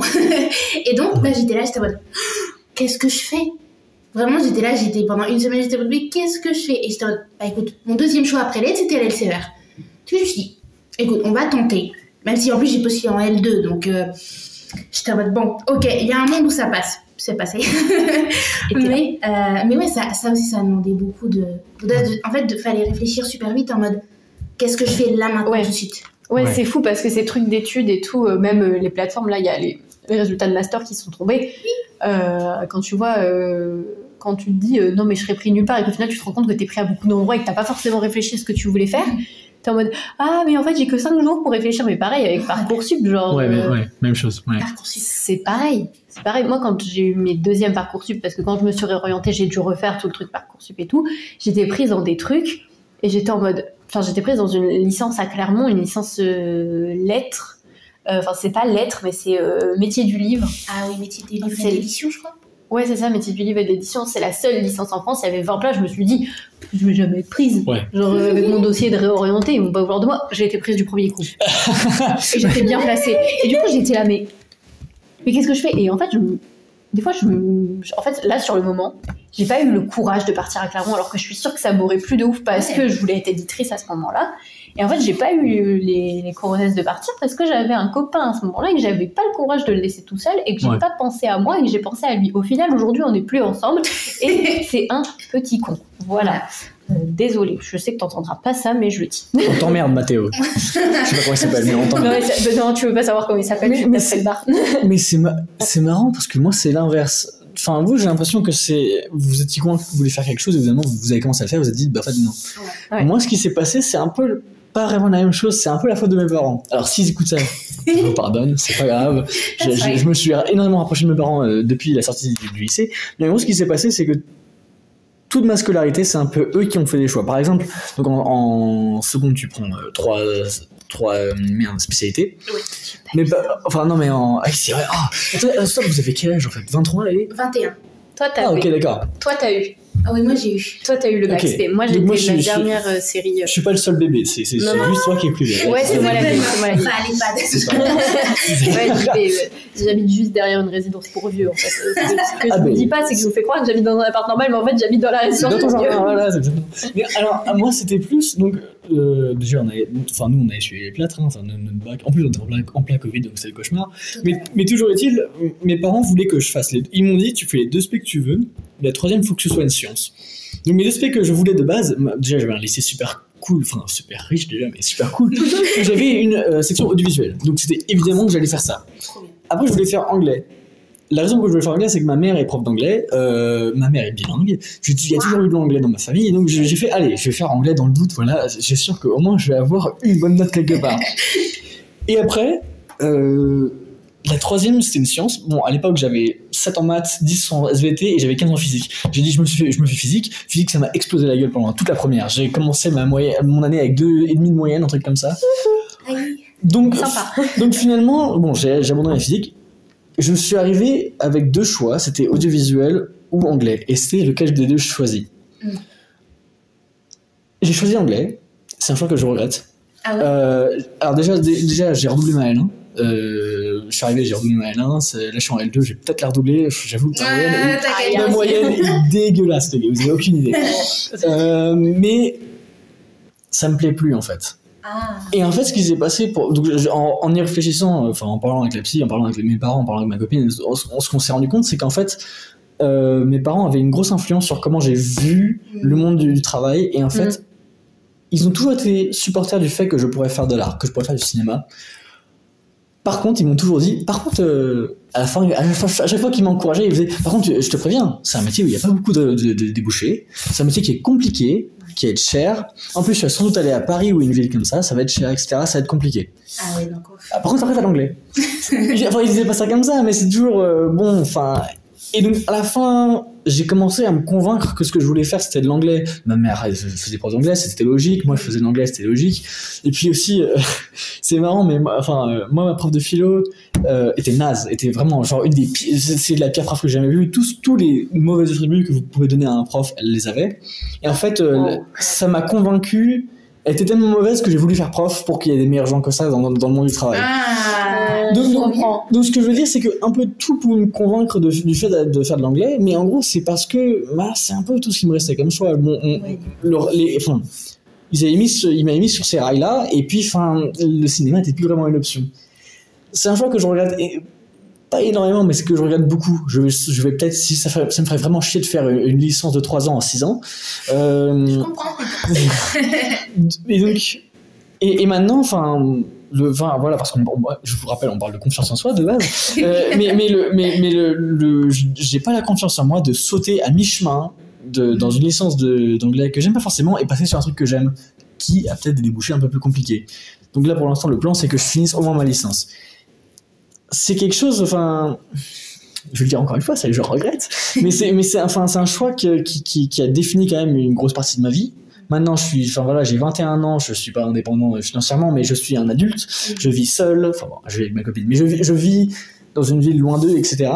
Et en fait, leurs choix, ils sont quand même extrêmement influents sur moi encore, au stade où ce que je fais, c'est pas que c'est ce qu'ils voulaient que je fasse, c'est que c'est ce qu'ils m'ont encouragé à faire parce que ce serait plus stable.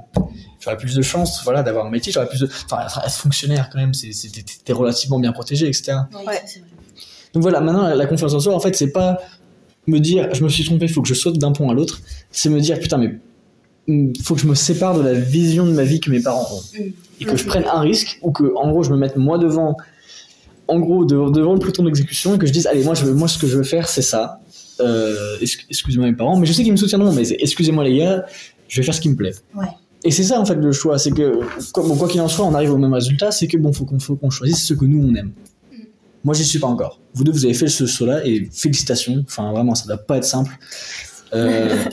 Mais je sais pas ce qui est plus compliqué honnêtement, se rendre compte que ses parents nous ont mis ce voie-là, ou se rendre compte que merde en fait je me suis trompé et j'ai fait 2 ans ou 3 ans de quelque chose qui me plaisait pas. En vrai ça fait mal. Hein. Ouais, ça fait mal. C'est sûr, c'est sûr.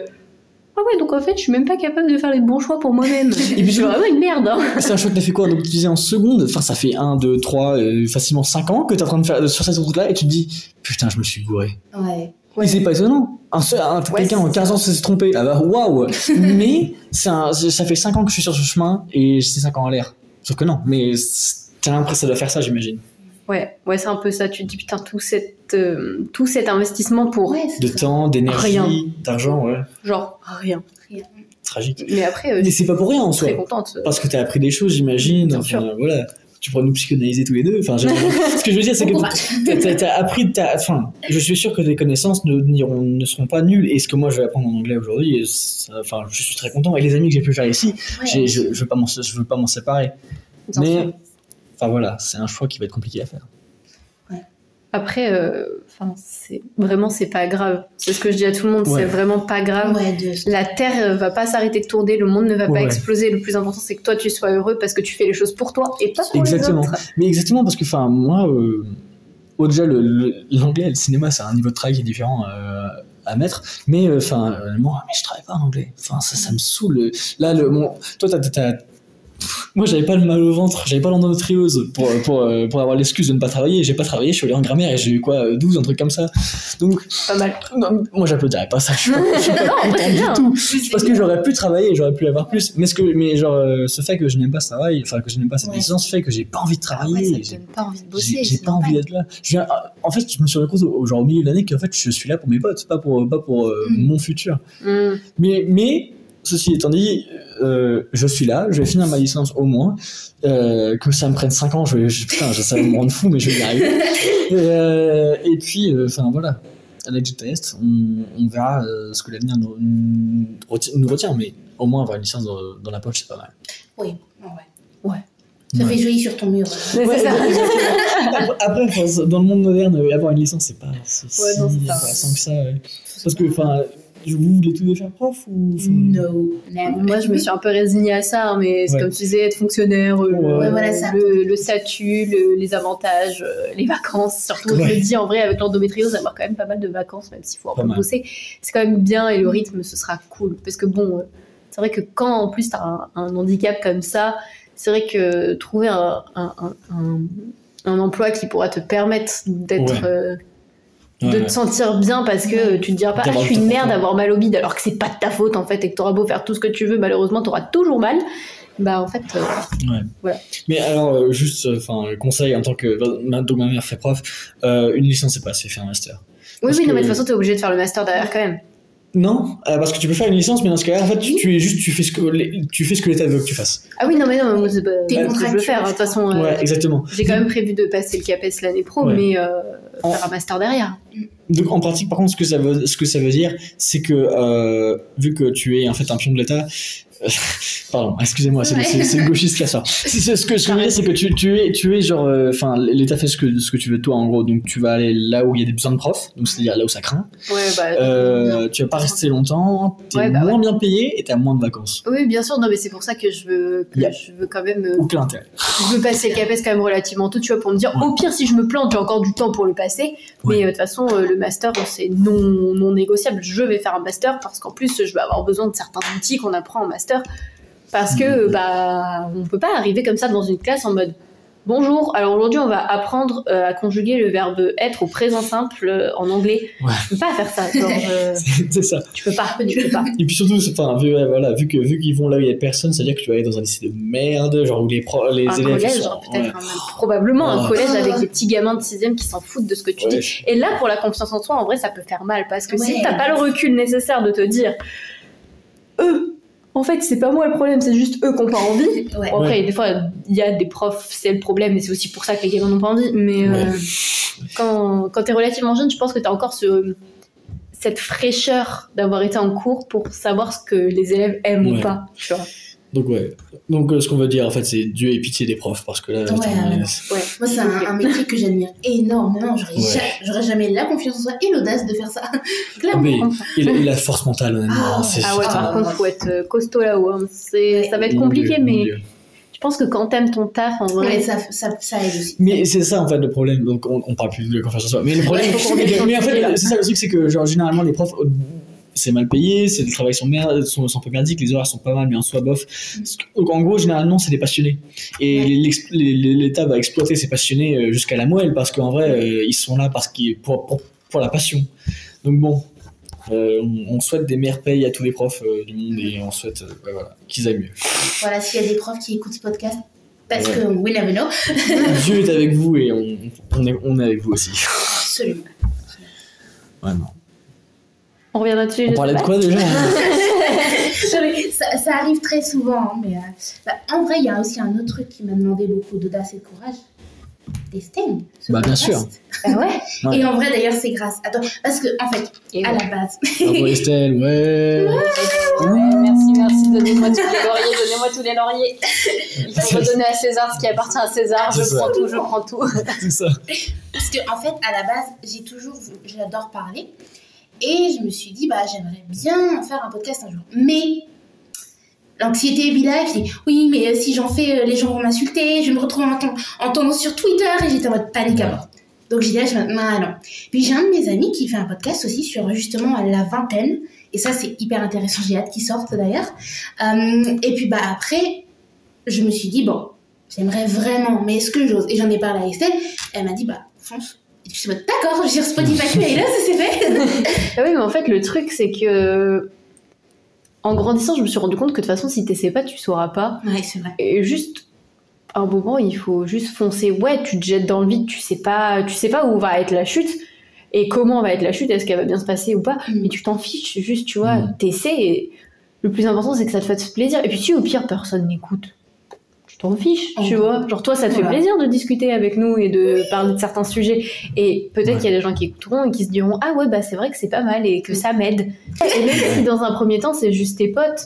Parce que forcément, c'est toujours les copains qui écoutent en premier. Merci les copains. Forcément, même si c'est juste tes copains, du moment que ça aide une personne, tu vois. Puis ça peut même juste t'aider toi aussi, le fait de parler. Le jour où j'aurai des mental breakdowns, croyez-moi que je vais écouter mon propre podcast. Attends, lui, il a dit quoi déjà? Je sais que cette personne-là a dit un truc super pertinent à ce moment-là. C'est ça, exactement. Et puis j'imagine aussi que c'est cathartique à un certain degré. Enfin, ça te permet d'exprimer. Et puis, encore une fois, c'est de l'audace. C'est courageux. C'est un geste courageux. Donc bravo Inès aussi. On a applaudi Estelle, mais il faut applaudir Inès aussi. Merci. Parce que finalement, je t'ai poussé, mais c'est toi qui fais tout. Hein. C'est vrai. Beaucoup de travail. Est-ce que du coup, vous voulez passer au point, selon vous, qu'est-ce qui cause le manque de confiance en soi? Le regard des autres. L'anxiété. Le quand dira-t-on? Faut faire un spitfire comme ça. Non, alors je pense que c'est le regard des autres. Genre, je pense que c'est ça le cœur de la chose. Ouais, parce que si les gens à qui t'as pas sollicité la vie ne le partageraient pas. C'est ça. Alors aussi, c'est l'état mental, parce que on peut dire de la nature toi, mais quelqu'un qui est suffisamment fort pourrait ne pas l'écouter. Ça veut pas dire que si entre guillemets tu n'es pas assez fort, ça veut dire que tu es faible. C'est juste que c'est dur quand même de pouvoir prendre ça, de se recul, de prendre un pas de recul et se dire mais en fait je me bats les couilles de ce que tu me dis. Super dur. Mais en fait c'est sûr que en général la source sera toujours le regard des autres. Et surtout, je pense que la raison pour laquelle il y a autant d'anxiété dans le monde moderne, c'est l'internet. Parce que l'anonymat sur internet fait que tu as l'impression que tu peux dire tout ce que tu veux. Enfin, vu que t'es derrière, on voit pas ton visage, etc. T'es sur Instagram, t'es en train de cracher sur quelqu'un, tu te dis ils peuvent pas me retrouver, etc. Donc en soi, tu te sens libéré en fait, tu te sens protégé. C'est genre donc je peux dire tout ce que je veux, même des choses que je pense pas, juste pour blesser cette personne, juste pour être affreux, ou enfin même si je me rends pas compte, Et donc ces gens qui ne se rendent pas compte en fait à quel point ça peut être dangereux ce qu'ils racontent vont dire tout ce qu'ils veulent sous le soleil et ils oublient qu'il y a quelqu'un derrière en fait, c'est ça. La déshumanisation d'internet. Ouais, c'est vrai qu'internet c'est dangereux, hein. C'est con, mais en vrai je pense que pour revenir sur l'anecdote que je racontais au tout début, à la toute première question que t'as posée Inès, je pense que si le frère de ma pote avait pas été derrière son écran, même si je le voyais et tout et que je savais que c'était lui, je pense qu'il aurait pas osé dire ce qu'il a dit. Probablement pas. Probablement pas. Probablement Et forcément, forcément aussi, quand t'es enfant, enfin, vas-y, c'est dur, et tu te construis. Puis ouais, il y a des jours où ça va, et on peut te dire les pires horreurs sur toi, et ça passe. Parce que tu sais que de toute façon, c'est pas vrai, donc voilà. Et puis, bah, il y a des jours où, ouais, ça va pas, et c'est compliqué. Mais en plus, j'ai juste un enfant qui a accès à Internet. Moi, je fais partie des gens qui pensent que Internet a plus de points négatifs que de points positifs. Ouais, non, mais en vrai, je suis d'accord avec le recul. Mais un enfant, moi, putain, avant, j'adorais lire, j'adorais dessiner, etc. Et c'est dur pour moi de me remettre à lire. Enfin, j'essaye là, mais l'Internet a complètement bouleversé ma perception déjà des médias, de la lecture, etc. Mais aussi, et peut-être pire, ma vision de moi-même, la vision des gens, la vision, vous parliez tout à l'heure de la sexualité, etc. Enfin, plus généralement, vous parliez que les femmes sont plus généralement critiquées, donc elles ont moins de confiance en elles. Ouais. Mais la perception d'Internet des femmes, d'où Jésus, j'ose à peine. Dieu merci que je suis en homme. Je vais juste dire ça, parce que je pense pas que j'aurai la force mentale. Enfin, c'est parce que un jeune homme maintenant ou une jeune personne en général va sur le téléphone de ses parents et puis il peut voir des choses de fou, quoi, qui vont complètement influencer sa vision du monde, sa vision des gens, sa vision des rapports sociaux. Ouais. Et donc ce qui se passe, c'est que tu es dans un monde où on est de plus en plus déshumanisé dans un sens, et donc quand tu vois des gens maintenant, tu dis ce que tu penses, et tu dis même des choses que tu penses pas, tu es juste méchant. Ouais. T'as pas le filtre du est-ce que ça se dit ou pas, et est-ce que je le pense vraiment? Exactement, ouais. Juste, t'es là et tu craches tu craches ton venin, en fait. Et tu prends tout au premier degré et tu te bats contre des gens que tu connais pas. Ouais. C'est ça. Alors qu'en temps normal, tu l'aurais pas fait. Ouais, exactement. Justement, il y avait une tendance que j'ai détestée sur TikTok. C'était la skinny talk. Et pour ceux qui savent pas... C'est cette merde. Ouais, je veux bien que t'expliques du coup, parce que moi, je sais pas. Vous inquiétez pas, je suis là, je suis envoyée spéciale TikTok. En fait, c'est une tendance où les personnes très maigres font la promotion. Voilà, font la promotion non pas de la minceur, mais de la maigreur. Et en fait, ça oppose deux catégories de personnes, qui sont les personnes maigres et les personnes qui sont dites fat. Et donc, ça a fait aussi la stigmatisation en mode oui, non, mais ça suffit, arrête de bouffer McDo et d'être dans ton canapé. Ah ouais. Comme si c'était la seule manière qu'une personne pouvait prendre du poids. Mais bon. Waouh. Ouais. Et du coup, fat people, they are my people. Vraiment, je défendrai les personnes rondes jusqu'à ce que la mort vienne. Et vraiment, ça m'a hyper énervée parce que déjà, je me suis dit, imagine, t'as 13 ans, t'es en construction de toi-même et tu tombes sur ça. Par exemple, tu vois, toi, tu disais que t'étais déjà forte et tout à l'époque. Si t'étais tombée sur ça, avec la balance du daron, c'est mort. Sur total, ouais. Enfin, déjà que, tous les médias, parce que on parle d'internet, mais aussi dans les films ou dans la musique, ou des trucs comme ça, tout le monde autour de nous présente ces idées-là. Déjà, ça devait être dur, mais alors putain, Internet à cette époque-là. Et puis, ça c'est le vrai problème avec de l'Internet, c'est que ça donne à tous les débiles du monde un micro, en fait. Enfin, je parle pas de ce podcast, excusez-moi. Mais en fait, ce que ça fait, c'est que tout le monde maintenant a une plateforme pour donner toutes ses opinions de merde, et les gens les écoutent. Ouais. Non mais vraiment le retour des mâles alpha là sur TikTok, je suis en mode genre vraiment j'étais tombée sur un TikTok et le gars il était en mode ma meuf elle a un tatouage, c'est une pute. Wow, alors je tiens à vous dire que c'est une énorme pute. Voilà. Non mais vraiment j'étais là, j'étais en mode quoi, et ma mère elle était à côté, elle était en mode mais c'est horrible. Et tu sais que c'est pour ça que j'ai plus TikTok. Non mais vous avez parce que moi ça a bousillé ma confiance en moi. Je voyais des meufs qui avaient une vie de ouf et tout, et je me disais mais moi je suis une grosse merde. Alors qu'en fait juste bro t'es étudiante, t'as pas de thune, mais c'est normal en fait. T'as un jeune vingtenaire c'est ça, normal. C'est eux qui sont fous. Mais oui, non mais je t'en mode j'ai 20 ans, j'ai rien fait de ma vie. Mais normal, t'as que 20 ans. Je te compare pas à des gens qui, en plus, sont pétés de thunes. Enfin, à un moment, chacun avance à son rythme et on fait ce qu'on peut avec ce qu'on a. On n'a sûrement pas le même bagage social, etc. Donc c'est aussi normal qu'on n'avance pas au même rythme. Et Ouais, j'ai arrêté tout ça, hein, vraiment, ça me rendait trop zinzin. Vous avez raison. Tu finis avec des idiots qui te disent, qui pensent avoir compris la vie, donc ils te disent, ouais, ce qu'il faut pour réussir sa vie, c'est voilà, c'est ça. Alors que bon, voilà, enfin, ils ont la thune de papa, etc. Ouais. Et donc t'es comme ça, tu vois pas le derrière de leur vie. Tu vois, c'est des vidéos montées, donc ça se trouve en fait leur vie elle est nulle à chier. Ouais, tu montres que ce que tu veux. Hein. Exactement. Et donc toi t'es juste comme ça, tu dis, ah mais mince, ma vie elle est vraiment nulle. Et le pire c'est que ça donne des écho-chambres aux gens. Donc t'as pas un mal alpha sur un qui est en train de crier d'un toit, qui est en train de dire ouais voilà, un homme ça doit être ça, une femme ça doit être ça. C'est que t'as un groupe de ces mecs qui est en train de se parler entre eux, ils ont aucun échange avec le monde extérieur, et donc ils sont juste en train de se parler entre eux, et donc ça crée, genre dès que tu rentres dans cette niche, putain c'est dangereux. Ouais, parce que tu trouveras forcément des gens qui seront d'accord, et plus t'interagiras, et plus la vidéo va remonter, et plus tu trouveras des gens qui sont aussi influençables et qui se diront ah mais c'est pas si mal ce qu'il raconte là, alors qu'en fait non, c'est juste de la merde, genre. Mais c'est terrible. Mais les réseaux sociaux, c'est terrible pour ça, c'est parce que tu montres que ce que tu veux, et les gens croient aussi que ce qu'ils veulent.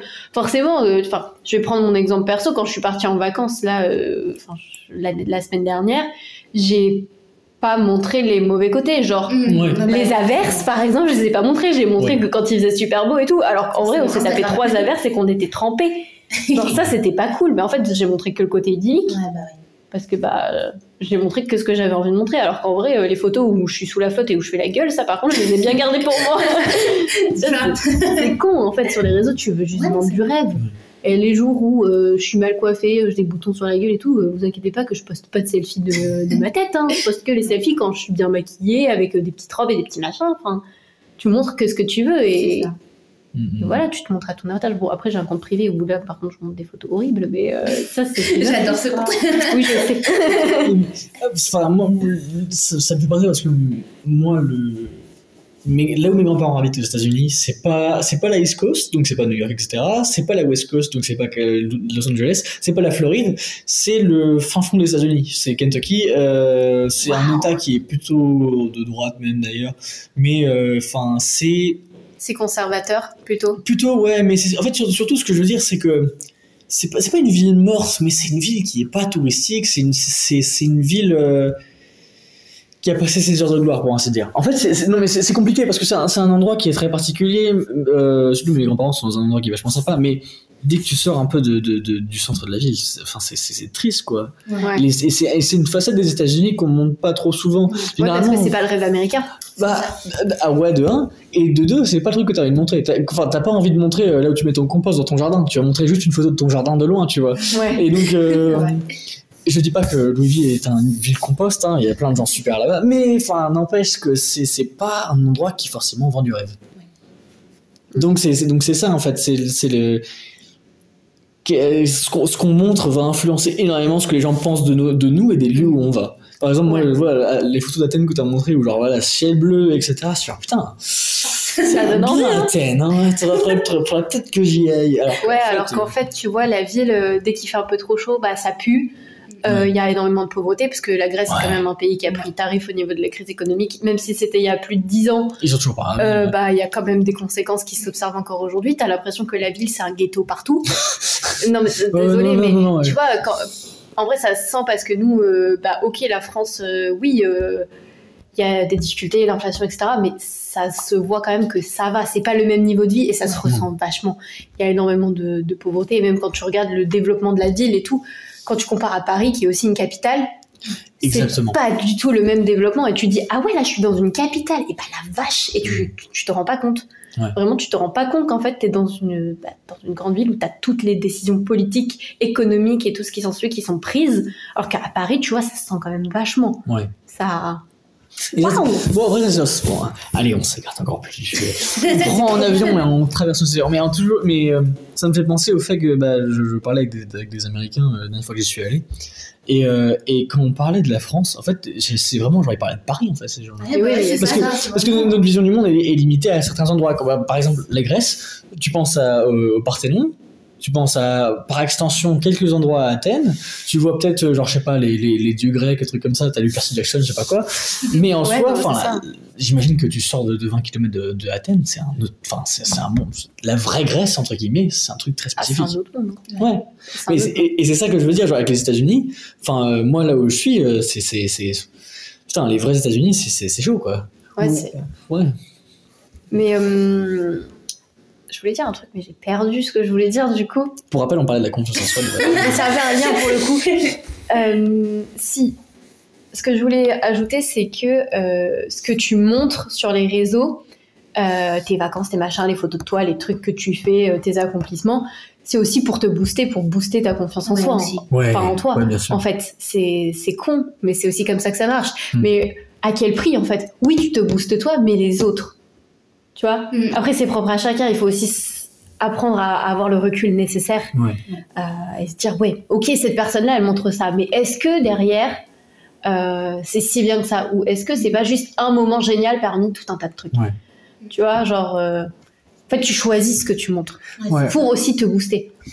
Ouais, bah, c'est un cercle vicieux. Enfin, mon compte Instagram, je pense juste à ça, c'est que, enfin, moi, je pose des dessins dessus. J'ai jamais mis une seule photo de ma tête dessus, mais c'est les premières photos que j'ai mis dessus, les premiers dessins que j'ai mis dessus, j'ai du mal à regarder. Honnêtement, c'est vraiment...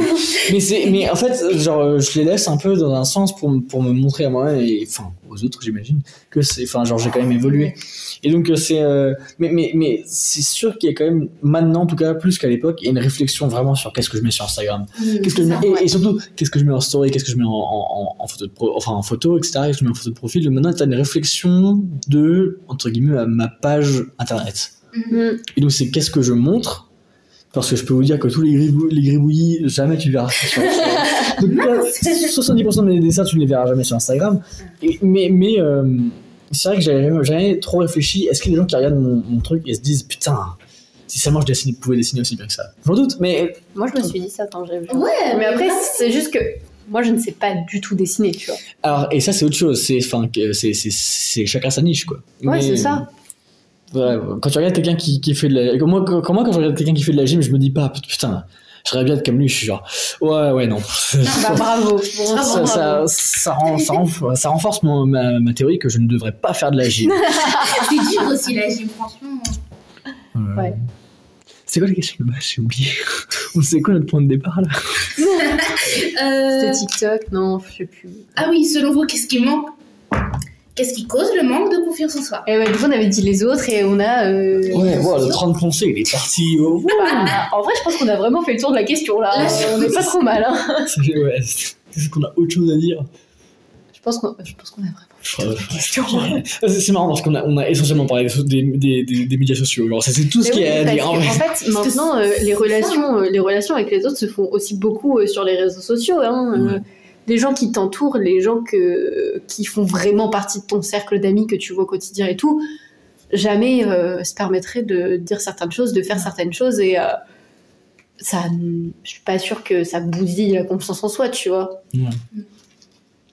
Enfin, en tout cas, moi, avec mes amis, j'ai pas de compétition, c'est-à-dire que peut-être qu'un tel a une meilleure note, mais c'est pas grave, genre elle a bossé, bah bravo, tu vois, c'est cool. Ou un tel, elle a fait un truc trop bien, elle est partie en vacances à tel endroit, mais c'est génial. Genre, tant mieux si t'as la chance de pouvoir le faire. Ou un tel, elle a une trop belle robe qui lui va trop bien, bah c'est pas pour autant que moi, aujourd'hui, je suis venue en jogging à la fac et je me sens moche parce que aujourd'hui, je suis venue en jogging alors que, voilà. Moi, je suis pas assez déconstruit pour ça. Hein. Moi, je vois quelqu'un qui a le merde que moi, je suis dégoûté. Et quelqu'un qui a eu 19, c'est genre, putain, merde. Alors que j'ai pas travaillé du tout, mais c'est... Putain, si j'avais bossé, j'aurais pu avoir le temps. Merde. J'aurais pu avoir plus, je serais battu. Toute une compétition. J'avoue que moi, c'est justement... En fait, c'est pas vraiment juste en mode compétition, mais vu que j'ai tendance à croire que je suis une énorme merde, bah, je suis en mode... Je suis vraiment qu'une grosse merde. Mais c'est la confirmation de tes biais, en fait. C'est genre, ça. Tu vois, enfin, moi, j'ai un peu... Je suis pas très confiant dans ce à quoi je ressens, mais surtout dans comment je m'habille. Mon esthétique, on va dire, c'est quelque chose qui me dérange énormément. Donc moi, je vois quelqu'un qui a un swag de ouf, je me dis, putain... Cette personne, c'est cool. C'est ça. Alors que ça se trouve, le mec, il a pris un gros risque, il est genre, putain, tout le monde va le juger. Ça se trouve, le mec, c'est un gros con facho qui a des idées dégueulasses. Exactement. T'as pas envie de fréquenter, mais juste... Il a un pas de def de ouf, et genre, non, je sais pas, ouais. Non, c'est terrible. Mais non. Ne pas juger un livre à sa couverture. Exactement. Mais ne pas juger si possible. Oui, c'est l'évolution logique de... Mais bon, c'est pas facile. Je pense qu'on est dans un monde où juger, c'est tellement... Ça fait partie de la société, hein. Je pense que si tu juges pas les gens, t'es pas normal. C'est ça. Ouais. Genre, toi tu juges pas les gens, oh mais la honte quoi. C'est un peu ça. Alors qu'en fait, non, juste soyez bienveillants et acceptez les autres tels qu'ils sont, genre spread love. Oui, parce que c'est. Enfin, t'as une idée que. Déjà, il y a des gens qui jugent parce qu'ils trouvent ça fun, mais t'as aussi une idée que juger, ça te permet d'évoluer les gens. C'est genre, non, mais je te vois, je fais des critiques, mais pour que tu t'améliores. Et c'est genre, il y a une manière de le faire, tu vois. C'est des trucs constructifs. Et il y a aussi une manière parfois de ne pas le faire. Enfin, moi, par exemple, le coup du dessin, j'ai un ami qui dessine extraordinairement bien. Et j'adore ce mec, mais il peut être dur. Donc moi, enfin, tu vois, genre, j'ai l'impression de m'améliorer, etc. Et genre, putain, je dis, bah, ce dessin-là, c'est un banger, ça, je dessinerai jamais mieux que ça. Et puis là, il fait, moi, je trouve que son visage, il est pas excellent, etc. Et c'est parce que ce mec-là, enfin, il a un niveau qui est bien supérieur à moi, donc forcément, lui, il voit des fautes, et c'est genre, je comprends, je te remercie, mais là, j'ai juste besoin que tu me hype, d'accord? Il y a des moments où les critiques ne sont pas les bienvenues. Et en fait, on est dans une culture où on critique, mais on sait pas comment critiquer. Ouais, c'est pas constructif, ça n'apporte rien. Et il y a aussi cette tendance à juger pour se valoriser. Tu descends quelqu'un pour toi te mettre en avant. En fait, bah, juste, si t'as fait de la merde, t'as fait de la merde. Mais il y a plus essuie tes échecs et puis c'est tout. Parfaitement d'accord. Voilà. On va passer à l'autre question, je pense. Je pense, sachez que ça veut dire 1h27. Oui. On parle trop. Du coup, on va faire une autre partie. Ouais. La semaine prochaine, non, c'est faux parce que je poste les deux en même temps. Donc... See you very soon.